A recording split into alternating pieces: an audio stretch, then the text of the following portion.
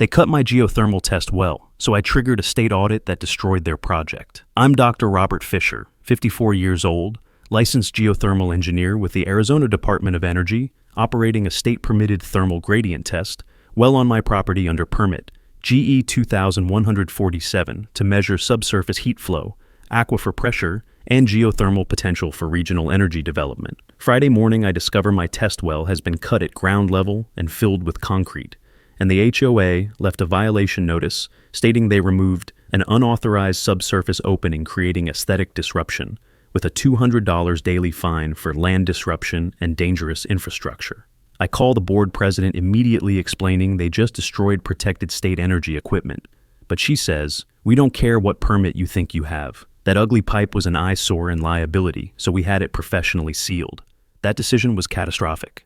I pull my state geothermal infrastructure registry showing the well is classified under Arizona Energy Statute 52.19, which explicitly states tampering with, cutting, filling, or obstructing geothermal test wells constitutes criminal interference with state energy operations and triggers mandatory compliance investigation.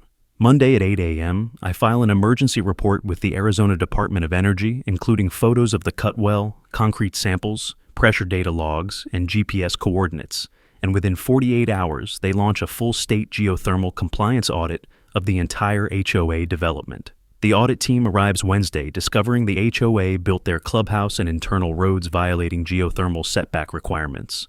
Their drainage system blocks 2 critical aquifer recharge pathways, and the concrete they dumped into my well is leaching into shallow groundwater, creating contamination risk in a high-pressure thermal zone with potential foundation subsidence. The state immediately issues a 60-day construction shutdown order for the entire HOA project pending remediation, and the financial damage hits instantly. Drilling a replacement well costs $48,000.